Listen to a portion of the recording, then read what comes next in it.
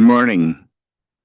Welcome to the Tuesday, April 18th, 2026 meeting of the Lewis and Clark County Commission. Please stand and join us in the Pledge of Allegiance. I pledge allegiance to the flag of the United States of America and to the republic which stands, one nation under God, indivisible, with liberty and justice for all.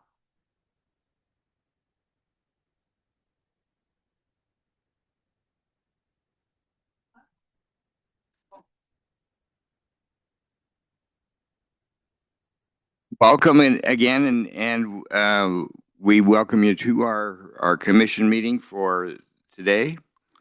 I'd like to take a minute and introduce everybody on this end of the room. To the far left is Brandi Grande, who is our recording secretary today, and will make sure that minutes and proceedings will be up on our website as soon as possible. To my immediate left is Commissioner Andy Hunthausen. To my immediate right is Commissioner Candace Payne. I'm Tom Rolfe, chair of the commission this year. Over to the right, we have Nico Hash from the county attorney's office and Roger Baltz, our chief administrative officer. We ask that all who come to join us for the meeting sign up at sign-in sheets on the other side of the bar, and leave us contact information so that we can get back to you if we need to after the meeting is over. We're going to start now with consent action items. I see we have three. Mr. Baltz. Thank you, Mr. Chair and Commissioners. Yes, you do have three items to consider today. The first one is item 3A, fiscal year 2027, Equitable Sharing Agreement and Certification, and staff recommends approval of that item. Item number 3B is Resolution 2026-93, declaring county property surplus property. Staff recommends approval of that item. And Commissioners, item 3C is public meeting minutes for June 25, July 7, 9, 14, 16, 21, 23, 28, and 30th, and August 4th and 6th, 2026, and staff recommends approval of that item as well. Thank you, Commissioners. Are there any questions from the commission about the three consent action items? Any questions? Is there any public comment on them? Is there any public comment? Seeing none, do we have a motion? Mr. Chair, I'd move to approve the consent action items 3A, B, and C as presented. Second. We have a motion and a second on to approve consent action items 3A, 3B, and 3C. Is there any discussion, or rather on the motion? Any discussion on the motion? Seeing none, we'll move to a vote. All those in favor of approving consent action items 3A, 3B, and 3C as presented by Mr. Baltz, please say aye. Aye. Opposed, same sign. Motion passes unanimously. Now we'll move on into action items. First is a professional services contract task order number R101 between Lewis and Clark County and Triple Tree Engineering. Good morning, Mr. Chair and Commissioners. For the record, I'm Dan Karlin, County Engineer. Before you today is task order number R101 with Triple Tree Engineering Incorporated to perform final design services needed to reconstruct the Tizer Road, Old York Road intersection immediately adjacent to Warren School. The scope of work includes a topographic site survey, roadway design, horizontal and vertical roadway alignment, intersection design, ADA design, prepare final design plans, prepare limited project specifications for inclusion in the project manual, and provide an engineer's opinion of probable cost. Public Works Department will then bid the project and oversee construction. Task orders for time and materials not to exceed $38,100 and is being funded through the Public Works Road Infrastructure budget. Staff recommends that the Board of County Commissioners approve task order number R101 with Triple Tree Engineering Incorporated in the amount of $38,100 with a contract end date of December 31st, 2026, and authorize the chair to sign. And I can answer questions you may have. Are there questions from the commission? Mr. Chair. Commissioner Henhausen. Mr. Karlin, thank you for being here, presentation, all the stuff. Just a little bit about the why and what we're doing. I'm sure there's people watching today that are interested in the improvements that are intended around Warren School there. So I think it's a great idea, but maybe we've been talking about it internally for a while and bringing this forward to us, but I think it's a good opportunity to kind of explain it to folks what we're doing there. So. Certainly. Thank you for the question, Mr. Chair, Commissioner Hunthausen. So this intersection, as I mentioned, is right next to Warren School. Previously, this portion of roadway was actually York Road, and it came and kind of looped through there. So as a result of that, the corner of what is Tizer that ties into what is Old York Road is kind of funky. We want to get rid of the super elevation. We want to turn this into a true T intersection with appropriate sight distance, appropriate bays, appropriate stop control. We're really trying to tidy that up. And one of the primary reasons for that is for pedestrian safety. Obviously, there's this school right here on this northwest corner, and getting the children safely to and from school on appropriate pathways is the idea here. In addition to this, in the future, we're working on stuff to the north of there as well when we do our normal surface maintenance project. So we're intending to try to time this out to be right when school ends in the spring, because we don't want to disrupt school operations, and this will be a significant construction of that intersection. And anytime you mess with an intersection, it definitely impedes traffic. So that's kind of the idea. Mr. Chair. Yes, Commissioner Henhausen. Thanks for that explanation. I think it also looks like it may improve opportunities for the school to rearrange some of their drop-off pickup, potentially. Whatever they decide to do, and then maybe some extra parking as well. Is that?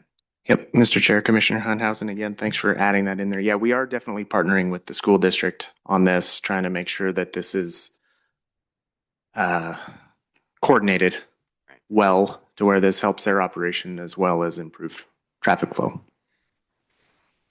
All right. Any other questions? Commissioner Payne. Good morning, Dan. Back when I was chair of this meeting, or of this group, I received a stack of handwritten letters. I think there were about over 50, and they were from the fifth graders at Warren School. And each one, and it wasn't typed out, it wasn't a form letter. Each one was written by one of the fifth graders saying, we feel unsafe, we want stop signs, we want sidewalk or crosswalks. Why can't the county do something to make us feel safe? And we tried. My major concern had to do with York Road, where there was it is a state highway, and I believe that the speed limit is 55 miles an hour. There is a subdivision right north of the York Road, and the kids were crossing, and of course they felt unsafe. However, and I talked to you about this, and you did everything you could, but really a state highway, a Department of Transportation just kind of ignored us. However, we have a superintendent of schools for Lewis and Clark County, and she takes care of matters for the county outside of town. And she has made arrangements with the bus department here in the Helena School District to get those kids bused from that subdivision to school, even though it's less than a mile. But it seems to me that if we can keep that busing agreement in place in conjunction with these changes you're proposing, this looks like we are responding directly to those fifth graders and letting them know that their words are important to us. Don't you think that's a big deal? Mr. Chair, Commissioner Payne, thanks for the question. I do think it's important to respond to the community, of course, when we're able to make changes that we're able to make. So, yes, I would agree. Thank you, Dan. No more questions. All right. Any other questions from the commission? Is there any public comment on this? Any public comment? I see no public comment. Do we have a motion? Mr. Chair, I move that we approve action item 4A, the professional services contract task order number R101 between Lewis and Clark County and Triple Tree Engineering Incorporated as described by Dan Karlin. Second. We have a motion and a second. Is there any further discussion? Any further discussion? We'll move to a vote. All those in favor of approving action item 4A, the professional services contract task order number R101 between Lewis and Clark County and Triple Tree Engineering Incorporated, as explained by Dan Karlin, please say aye. Aye. Aye. Opposed, same sign. Motion passes unanimously. Now we have independent contractor contract between Lewis and Clark County and WE Dust Control and De-Icing. Good morning again, Mr. Chair, Commissioners. For the record, Dan Karlin, County Engineer. In July, the Public Works Department solicited written requests for quotes to supply and apply magnesium chloride dust abatement to a 7.5-mile section of Nelson Road in York, Montana. The work generally consists of applying magnesium chloride at a rate of half a gallon per square yard using a metered distributor truck. 3 quotes were received. Funding for this project is budgeted in the road infrastructure budget, and work will be completed no later than November 1st of 2026. Staff recommends awarding the contract to WE Dust Control of Whitehall, Montana for the unit price of $1.10 per applied gallon and authorize the chair to sign all applicable documents. Are there any questions from the commission? Any questions from the commission? Mr. Chair. Mr. Hunt, Commissioner Hunthouse. Mr. Karlin, just an opportunity for you to, educate us all some more. Just how this dust control abatement process works. This is an independent contract with someone for this particular section of road. We also do kind of a larger effort around, I guess, our annual dust abatement project. Just to explain a little bit about how this works and maybe a little bit about why this road versus some others. I think people just, the questions I usually get when I'm in the grocery store. Sure. Thank you for the question, Mr. Chair, Commissioner Hunthausen. So magnesium chloride is a product, and it's a very important tool that Public Works uses to maintain our gravel roads and infrastructure. It serves a dual purpose. What is most noticed by this product is the dust control. So what those particles do, the magnesium chloride, it bonds to the smaller particles of the fine material within our gravel roads. So it binds those down and holds those to the ground, which prevents the dust from going into the air. That second purpose of that is actually preservation of that gravel surface. So as you maintain the fines in there, you're not losing them into the air and into the wind and out into people's fields and into the forest. So we get to maintain that material longer. We have a better, more firm, stable road surface to use as the year goes on. Why this road versus other roads? So this particular road is being used as a haul road for a logging operation outside of Nelson. I can't remember the name of it. Hidden Trout something. That's all I can recollect here. But through cooperation with the Forest Service, we are working to maintain this road in a better condition, or in the condition that it's in, by applying the magnesium chloride. So that's part of it. That heavy logging traffic causes a lot of dust. It also adds to the quicker deterioration of the roadway. So by applying that magnesium chloride, we get a better road surface. We have less dust. It's better for the residents in the area, in York, as well as out in the Nelson area. So very beneficial. Overall, we do use magnesium chloride on quite a few gravel roads in the area. We most recently did, I believe, Applegate Road yesterday. We've done Lake Helena Drive between Deal Road and the Causeway. Several others, too many that for me to remember. That would be Mr. Horn's purview to inform you on which ones we've done there. But we do have, and we just recently completed a new magnesium chloride tank setup, I guess, where we have purchased magnesium chloride to store in our on-site tanks. We fill our distributor truck and we go do this work ourselves. As far as process goes, typically how this works is we grade the road, we water the road, then we apply the magnesium chloride. So we're setting the road to our county standard gravel road is to the best of our ability, and then that magnesium chloride is applied, and that holds that for a longer period of time than just grading the road and walking away. So I went into a lot there, but if you have any further questions. Sure. Commissioner Henhausen. No, that was really good. And then a little bit about why some roads versus others. One, it's expensive, and we try to look at roads from a strategic perspective, most traveled and trips per day, and ones that we've dedicated to maintain, as well as there are some road streets that are in RIDs that have been designated as treatment roads. And maybe just explain that a little bit. Absolutely, Mr. Chair, Commissioner Hunthausen. So yes, ADT, average daily traffic, definitely plays a very large factor in what roads receive this treatment. Some RID roads within their resolution actually call for this treatment as well, so they get that. That is not county funded, that's RID funded. Also, I do want to mention, take the opportunity to mention that individuals are able to get a permit from the Public Works Department to apply mag chloride on their own or have a contractor do that for them. We certainly would like that permit application submitted.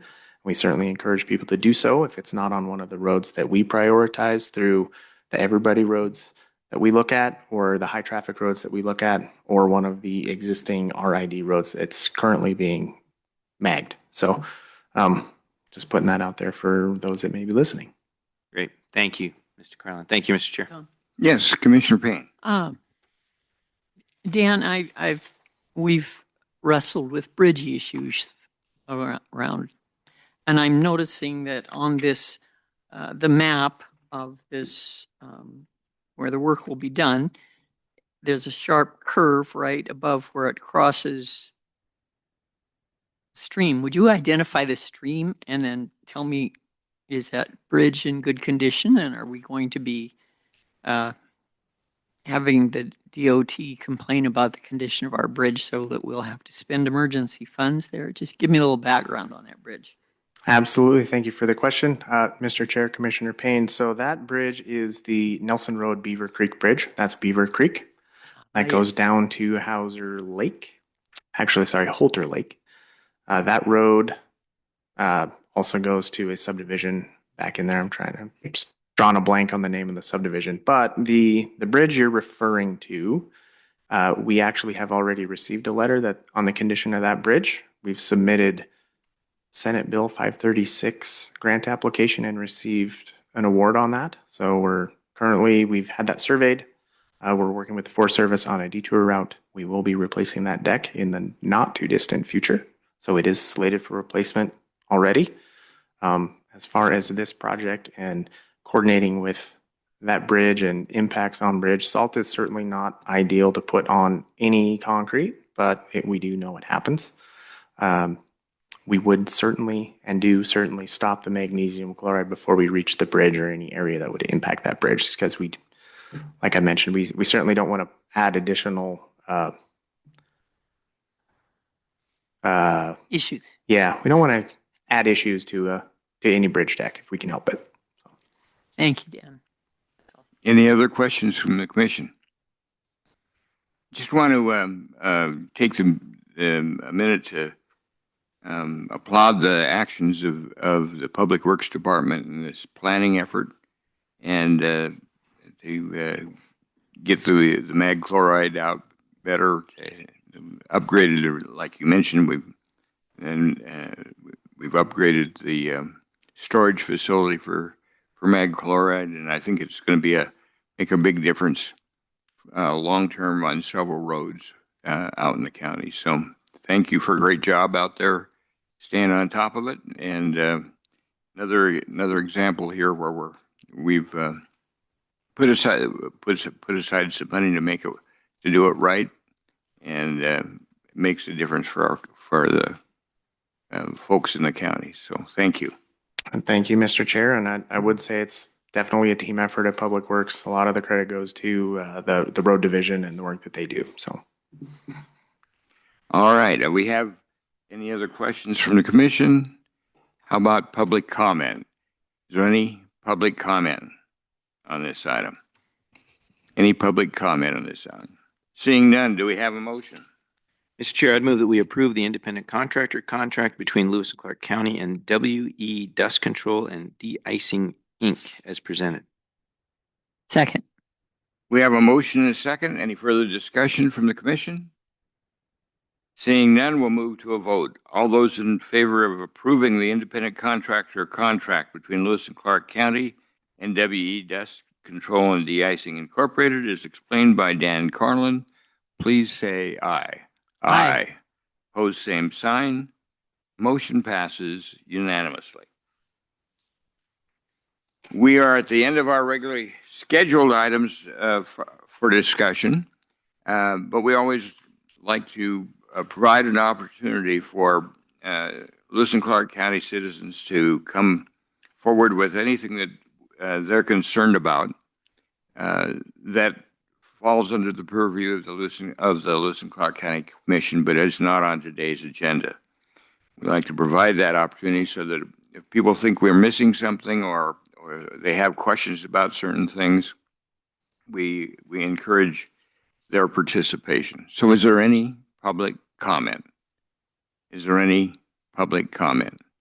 Seeing none, we're adjourned. We got lots of minutes.